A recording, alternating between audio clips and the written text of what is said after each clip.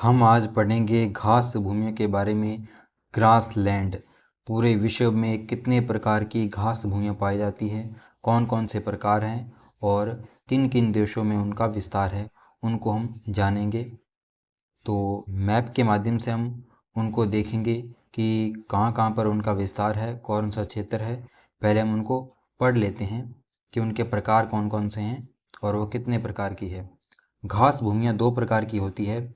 एक होती है उष्णकटिबंधीय और दूसरी होती है शीतोष्णकटिबंधीय। उष्णकटिबंधीय इनका विस्तार होता है निम्न अक्षांशों में, यानी कि जो पृथ्वी के अक्षांश हैं ग्लोब में, तो जो निम्न अक्षांश है वहाँ पर विस्तार होता है उष्णकटिबंधीय। और जो शीतोष्ण कटिबंधीय घास भूमियाँ हैं ये उच्च अक्षांशों में पाई जाती है। उष्णकटिबंधीयों की बात करें तो सवाना जो घास भूमि है ये अफ्रीका महाद्वीप में पाई जाती है। और जो लानोस घास भूमि है ये कोलंबिया और वेनेजुएला, यानी कि जो दक्षिण अमेरिका है, साउथ जो अमेरिका महाद्वीप है वहाँ पर इसका विस्तार है लानोस घास भूमि का। तीसरी है कंपोस घास भूमि। इसका विस्तार ब्राज़ील देश में है। कंपोस घास भूमि इसका विस्तार कहाँ है? ब्राज़ील देश में। तो सवाना, लानोस और कंपोस ये कौन सी घास भूमियाँ हैं? उष्णकटिबंधीय। इनको हम अब मैप में देख लेते हैं कि ये कहाँ कहाँ पर इनका विस्तार है। सवाना का, लानोस का और कंपोस का। सवाना घास भूमि है वो अफ्रीका महाद्वीप में पाई जाती है। तो इस भाग में पाई जाती है कौन सी? जो सवाना घास भूमि है। और कैसी घास भूमि है? ये उष्णकटिबंधीय घास भूमि है। ये जो पृथ्वी के अक्षांश है 0 डिग्री अक्षांश, तो यहाँ से गुजरती है 0 डिग्री अक्षांश। तो जो निम्न अक्षांशों में पाई जाती है तो ये होती है जो उष्णकटिबंधीय घास भूमियाँ।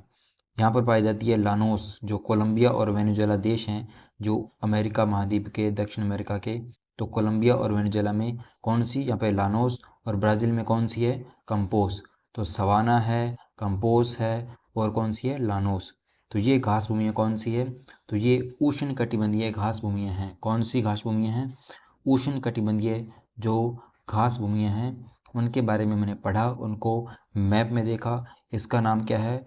लानोस घास भूमि, जिसका विस्तार वेनेजुएला और कोलंबिया देश में है। इसका नाम है कंपोस घास भूमि, जो कि ब्राज़ील देश में विस्तार है। इसका नाम है सवाना घास भूमि, जो कि अफ्रीका महाद्वीप में पाई जाती है। तो ये उष्णकटिबंधीय घास भूमियाँ हैं, लानोस, कंपोस और सवाना। अब हम पढ़ते हैं जो शीतोष्ण कटिबंधीय घास भूमियाँ हैं उनका विस्तार कहाँ है, उनके नाम क्या हैं। तो जैसे पंपास घास भूमि ये अर्जेंटीना देश में विस्तार है।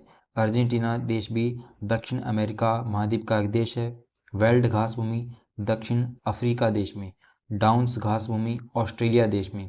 कैंटनबरी घास भूमि न्यूजीलैंड देश में। स्टेपिस घास भूमि हंगरी और यूरोप में, जबकि इसको हंगरी में पुस्ताज नाम से कहा जाता है, यानी कि हंगरी देश में पुस्ताज नाम से जाना जाता है। वैसे इनको स्टेपिस कहते हैं पूरे यूरोप में। और प्रेरी घास भूमि ये कनाडा और अमेरिका में इनका विस्तार है। तो पंपास है, वेल्ड है, डाउन्स है, कैंटनबरी है, स्टेपिस है, पुस्ताज है, प्रेरी है। तो ये सारी की सारी शीतोष्ण घास भूमियाँ हैं। इनको मैप में हम देखते हैं तो कौन कौन सी थी। तो ये उच्च अक्षांशों में पाई जाती है। 0 डिग्री अक्षांश यहाँ से गुजरता है, तो उच्च अक्षांश इससे ऊपर हैं। ये उच्च अक्षांश हैं। उच्च अक्षांशों में शीतोष्ण जो घास भूमि है वो पाई जाती है। जैसे प्रेरीज है, ये अमेरिका और कनाडा में पाई जाने वाली घास भूमि है, जिसका नाम क्या है? प्रेरीज। प्रेरीज घास भूमि है। कौन सी? प्रेरीज। इसी प्रकार हमने देखी थी ये वेल्ड है कहाँ? साउथ अफ्रीका देश में, तो वेल्ड है।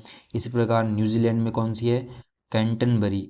न्यूजीलैंड में कैंटनबरी का विस्तार है, कैंटनबरी का।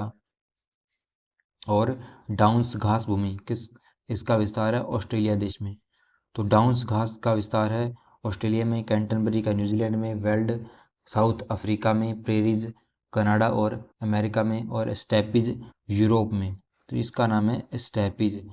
स्टेपिज और हंगरी में ही इनको क्या कहते हैं? पुस्ताज। तो ये सारी की सारी उच्च अक्षांशों में पाई जाती है। ये उच्च अक्षांश आप देख पा रहे हैं। प्रेरीज घास भूमि, स्टेपिज घास भूमि, डाउन्स घास भूमि, कैंटनबरी घास भूमि, वेल्ड घास भूमि और जो प्रेरीज घास भूमि, ये सारी की सारी घास भूमियाँ हैं। और इसमें एक जो पंपोस है अर्जेंटीना में, तो पंपोज घास भूमि अर्जेंटीना देश है, ये यहाँ पर पाई जाती है। ये भी शीतोष्ण घास भूमि है। तो pampas, prairies, veld, Canterbury downs, steppes, ये सारी की सारी घास भूमियाँ कैसी है? शीतोष्ण घास भूमियाँ हैं। तो इन्हीं को हमने मैप में पढ़ा है। तो ये pampas, veld, down, Canterbury, steppes, pusztas, prairies, ये सारी शीतोष्ण है, जबकि सवाना, लानोस और कंपोस ये उष्ण कटिबंधीय घास भूमियाँ हैं। अब इन्हीं घास भूमियों से संबंधित एक अभ्यास प्रश्न हम देख लेते हैं। इनमें से असंगत है। पंपास घास भूमि ऑस्ट्रेलिया, कंपोस घास भूमि ब्राज़ील, डाउन्स घास भूमि ऑस्ट्रेलिया, प्रेज घास भूमि कनाडा। तो इनमें हम क्या देखना है, कौन सा गलत पूछ रहा है? तो जो पंपास है ये पहला ही गलत है, तो इसका आंसर हो जाएगा ए, क्योंकि पंपास घास भूमि कहाँ पर है? ये अर्जेंटीना देश में है। पंपास कहाँ पर है? अर्जेंटीना देश में है। जबकि ऑस्ट्रेलिया में कौन सी है? ऑस्ट्रेलिया में डाउन्स घास भूमि है। कंपोस्ट घास भूमि ब्राज़ील में सही है। प्रेरीज घास भूमि कनाडा और अमेरिका में है।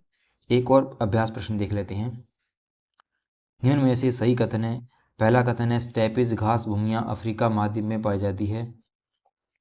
ये पहला कथन ही गलत है। यह एक उष्ण कटिबंधीय घास भूमि है। ये भी गलत है, क्योंकि स्टेपेज कैसी है? एक शीतोष्ण घास भूमि है, यानी कि जो उच्च अक्षांशों में पाई जाती है। इसे हंगरी में पुस्ताज कहते हैं, ये सही है।